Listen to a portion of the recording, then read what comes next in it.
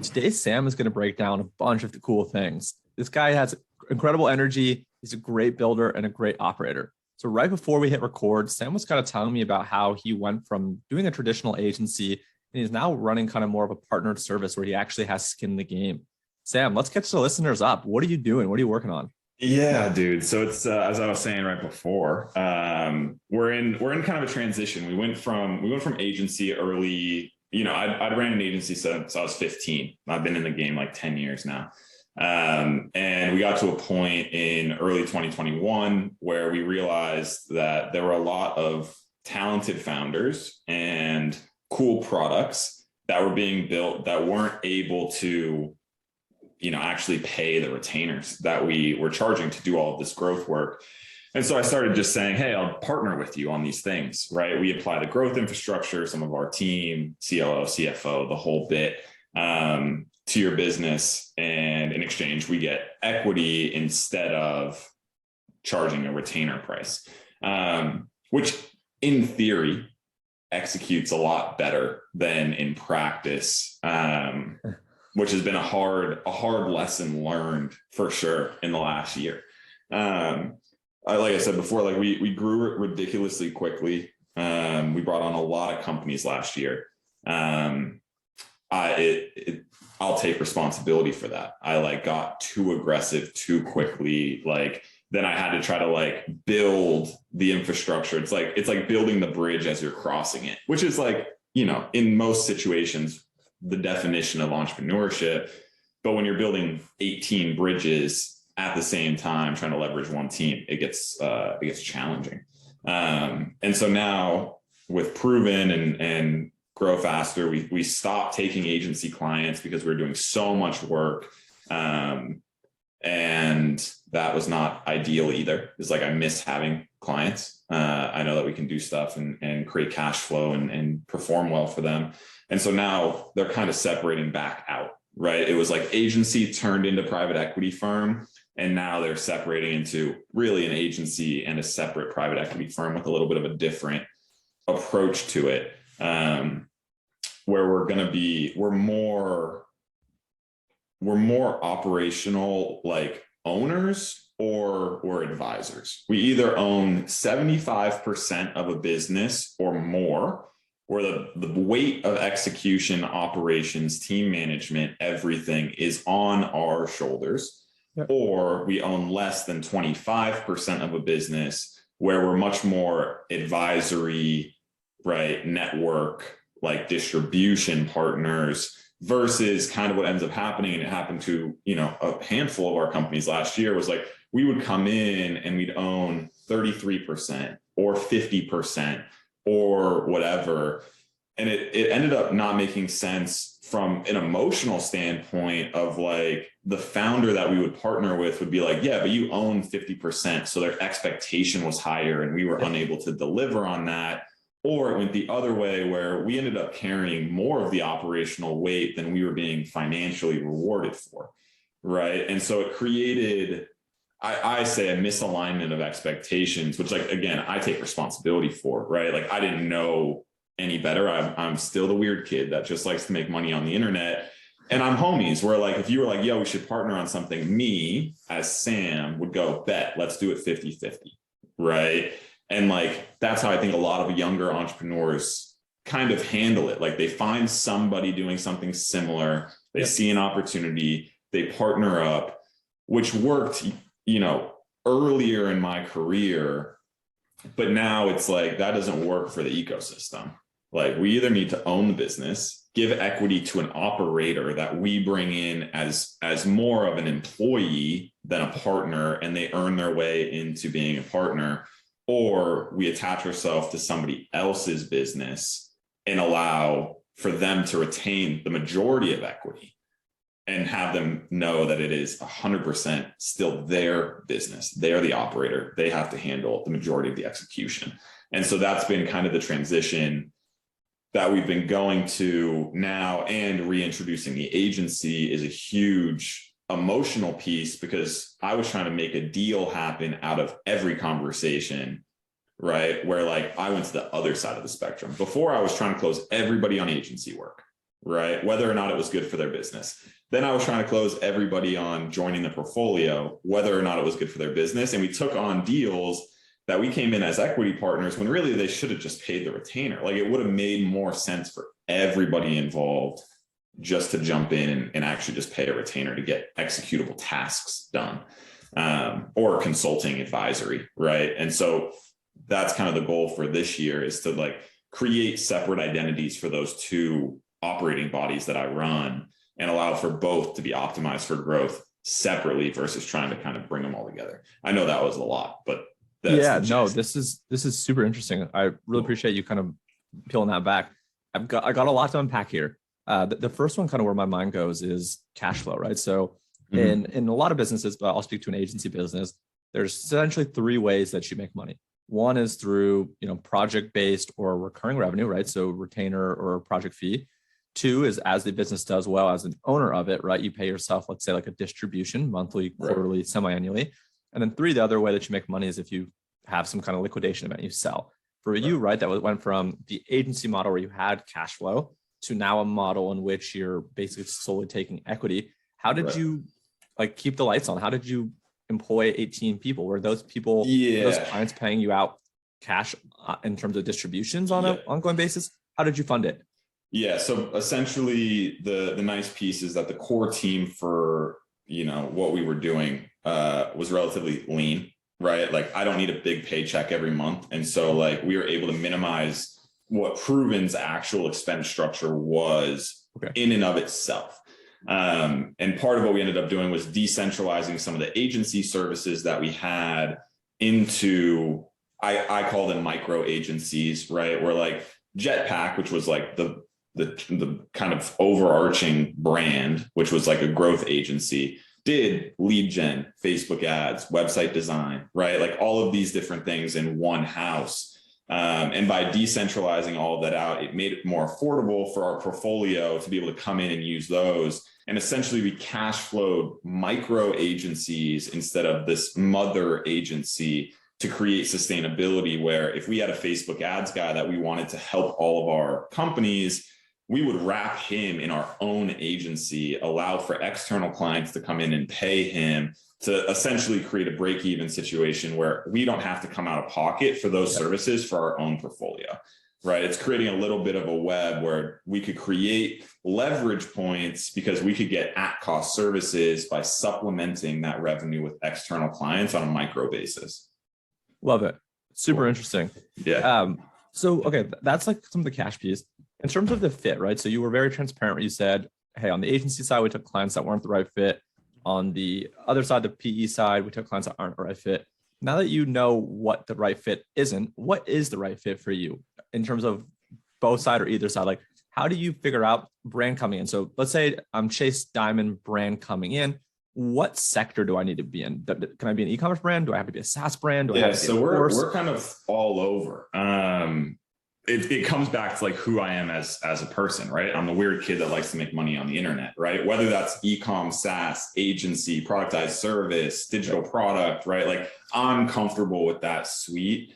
And part of this identity evolution we've been going through with Proven is a lot of people, when they look at I think people would look at us kind of more as a venture studio, right? Where we primarily now build and partner on more advisory basis. I think a lot of people, when they see a product studio, they want it to be formalized in such a way that it's like, oh, we only do e-com, right? Oh, we only do B2B SaaS. Oh, we only do, right? And they try to, and for most of them, it makes sense because they want to centralize their monthly burn into a specific team, skill set, spend to achieve one level. And what I'm trying to do is say, F that, right? I like the flexibility model. I like finding people that are I'll use the word culturally, but like are a good fit as human beings, right? Like I'm not a good fit on a partnership level for someone that's gunning for $1 billion exit, right? It's not how my brain works. It's not my thing. I'm not a venture backed guy. It's not how I operate. Those people that are venture backed are the clients that we have. right? Because we have the growth leverage to help them scale, but it's not a partnership opportunity where that makes sense for us to come in for, if they've raised 1.5 million at a $15 million vow, like I'm not going to come in for 0.2%, right? Like it makes more sense for that business to be able to contract us and our team to be able to execute services for that piece of it. A lot of it is it's case by case. I've struggled even on like the Proven website to say, this is what is a good fit for us, right? It's like very situational. And we're kind of leaning away from, on the Proven side, the partnership piece of it as much, unless there's like just blaring synergies that like make sense. A lot of it is building our own stuff. We just see more leverage there and have full control over operations, which helps me sleep at night knowing that I'm not having to answer 18 partners that are in these other companies that I own not enough in to be worth that call. Yeah, it makes sense. And okay, so kind of like to round this part out, and I want to talk about something soon. And I don't mean over-index in a bad way, but so you kind of over-indexed initially on the agency, and then you kind of shifted gears all the way and over-indexed on the PE side. And now you're kind of like having this really nice split view where you now have the ability to take someone that could be a great fit for the agency, but not for the other, and move them to the agency. And something that can be great for the PE side, but not the agency, and move them here. So it kind of is like now, like you have two different places that you can send someone, and then it's just trying to get to know them and seeing maybe the third option is they're not a fit at all, right? And that's an option that comes down the pipe. 100%. So that's cool. I like that. I think that's going to be better for you and better for clients, and therefore better for everyone. The next piece I want to kind of talk about is like when you think about like your personal brand, how important is that to clients that want to work with you in the agency versus clients that want to work with you as like a partner? And how often are you using your own channels to actually distribute kind of marketing? So for example, if you're selling something that's a SaaS business, like are you Sam an influencer then for that business? Like can you talk me through like personal brand and how that plays in? Yeah, the personal branding side of it is interesting for me. I started on Instagram back in the day, which a lot of people on Twitter like don't realize, right? I have 130,000 followers on Instagram, right? And that was like, I started in that world, right? Digital products coaching agency, kind of like supporting those types of businesses. And I think back then, the mistake that I made was leaning so aggressively into my personal brand. And what I started to notice was that from a marketing distribution standpoint, it would create a lot of false positives, right? Because like you could launch something to your audience, and I can almost guarantee that because it's you can get customers, not because of the business, right? Like not because the offer is good, not because the value, the service, like what you're actually providing is good. They sign up because it's the thing, it's their way of supporting you, right? For the content that you create. And so I deleted Instagram from my phone, like just haven't touched it in a year and a half, and started focusing on businesses that I could validate external of any owned distribution channel. And what ended up happening is I started creating healthier revenue for the companies, right? I was faster to true product market fit, right? I was forced to run Facebook ads and validate our offers. I was right. Like it made me run a business that was sustainable without me faster. Right. And so from a distribution standpoint, I like you kind of said it when you got on the phone, you were like, so what are you doing? Right. Exactly. Like that's the point. Like none of the businesses that I am hyper active in growing are at all reliant on my personal brand or personal distribution. Right. Does it help? Yes. Right. But a lot of people will use that to create a spike in growth, but it just ends up coming back down the other side. It feels really good, right? For like the month after launch, you're like, dude, the product hunt is going well. Like we got some early traction, some early users, but it doesn't necessarily create any sort of, hockey stick sustainable growth that allows for us to lever in. And so I think that's a big, I don't want to say mistake, but I think that's a big mistake that some people create is I love building public. I think that that's a great movement. I get nervous that people rely too much on a movement like that to create sustainability in their company, unless the product is hyper specific to really like the indie hacker market or like wherever you are. Like it's got to be so good. And at some point you have to switch. Like you can't rely on building public for acquisition, right? Or Twitter personal brand for acquisition forever. Yep. And so for me, I just say, if we're going to have to make that switch at some point, might as well start there. Like we might as well just do it, because like you're going to have to run ads. You're going to have to send a cold email anyways. Like you're going to hit a wall. And so when I was doing it on Instagram, it was like, oh, it's a no brainer to get something to 10K, right? I just posted on Instagram, bet 10K. And then like the next day comes and there's no sales. Right. And then we go, oh, wait, the business can only grow as quickly as Sam's personal brand. I don't like that. I don't like that model.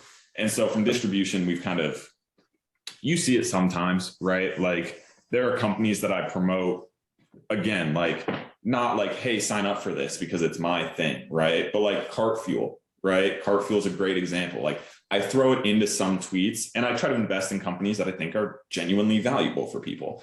And so I use that throughout my content, right? Quick Lines, another one, right? Like I don't make it my brand to promote that product, but I kind of use it naturally in my content style anyways. From a deal flow perspective, I mean, Twitter has been a godsend. That's kind of been the primary purpose of it, is like getting people in the DMs, getting on the phone with people like yourself, and trusting that if I meet somebody good and we share one, like emotional life views, right? Like world views, as well as have some level of synergy is a buzzword, but like there's a parallel between our audiences, what our teams are capable of, whatever, being able to build and create opportunity that way. But I think what'll end up happening in the next couple months is as the agency and the micro PE firms separate, you'll start to more clearly see the distinction in my personal content to direct towards both of those. Right now, it's just been like, get Sam on the phone and let him do his thing. Like, I don't know, it just happens. Yeah, dude, you just dropped so much nuggets and gold that I kind of want to recap that. So I'm going to start from the most recent thing you said. And I think that was a really good point. I'm glad you touched on that, that your personal brand is kind of the pipeline and the funnel to where people work with you on the agency side and where they work with you on the PE side. But there it kind of stops. Although, there's some crossover. Like the main part of your personal brand is to bring people into the environment, bring people into the infrastructure, whether that be companies to work with, whether that be companies potentially to acquire in the future, whether that be talent, right, to work with you, right? Got to imagine there's probably a lot of DMs you get from so many young guys and young girls that are hustlers, that are hardworking, that are more entrepreneurial than they are entrepreneurial. So I think that's one. I think you did a really good job explaining that.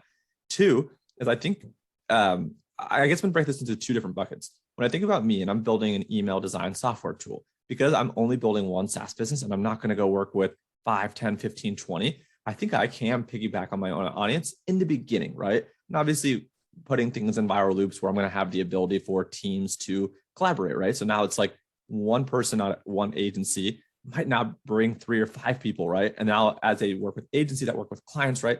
I'm going to expand that way. I think I have enough reach to kind of get that critical mass to expand that way. But I think I would do it very differently. And to your point, if I was about to work with 5, 10, or 15 different companies, there's no way that I could ever put out enough content or give enough love to all 15 of those companies that they would all grow at the rate that they need to grow at, right? I would almost become, in essence, a bottleneck, right? If we could only grow when Chase posts and Chase doesn't post because he has to post about all these other things, we're not growing and therefore we're dead, right? So I think the way that you illustrated that is super, super important. Where it's like, we are going to need something that carries us from 0 to 1. And we're going to need something different that carries us from, 1 to 2, right? And that's ads, that's SEO, that's influencers, that's affiliates, that's all these different types of things. That's going on podcasts, speaking at events, right? So I think you just did a really great job, and I wanted to make sure I recap that. We've got maybe a handful of minutes left. Is there anything that is interesting or top of mind for you that you've been doing a lot of research on? Anything that's related to business, to health, to wealth, to personal, just one thing that you've kind of been going down a rabbit hole on? Yeah. I mean, the one conversation that I've been having so frequently with people that are, I'll say, new to entrepreneurship, right, is the value of runway, right? I would absolutely have zero chance of doing anything that I'm doing right now if I didn't have 12 months where, like, if I didn't make another dollar for the next 12 months, I'd be okay. Yeah. Right. And I think a lot of people gun for the big thing right away. Like, I think they go for the big idea. I think that they see, you know, the VC $1 billion exit, right? They see the smoke and mirrors of what entrepreneurship is, right? Like watching movies like The Social Network, right? Like, I think that people underestimate the value of making $8,000 a month. $8,000 a month in cash flow, right? Which can be done very simply, right? You don't have to build a SaaS product. You don't have to run an e-com brand, right? Like, that's 4 landing pages a month for $2,000, right? Like, there's this space that I think people should pay attention to, of like the micro agency, right? And it's almost freelancing, right? Like, I think people should be freelancing before they go launch an agency, because you can just create enough sustainable cash flow for yourself, right? And if you can stay at, I mean, in some cities, $6,000 a month, $4,000 a month, right? Like, and all that does is it buys you time.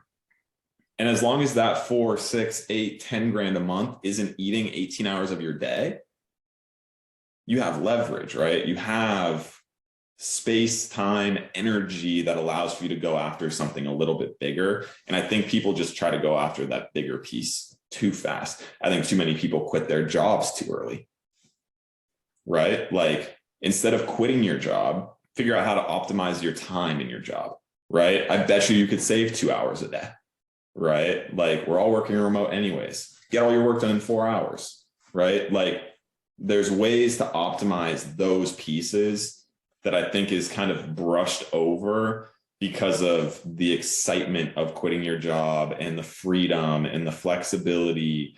And I think people run away from stability. And I wish people would like hold on to a little bit of stability first and understand the value of it, because the freedom and flexibility is a lot harder than people think. And so runway is absolutely crucial. Like, get to 8K a month and chill. You dropped so many dimes on the podcast, and I was trying to think about like what was going to stick and what was going to be it. That is the perfect way to wrap. That was such a great ending. You were the man. Thank you so much for the time, the wisdom. Where can people find you online? Is it Twitter? What's the best place? Twitter is perfect. I'm Sam Thompson. All right, brother. Appreciate you. Send me a DM. Yeah, I'll link it. Cheers. Yep.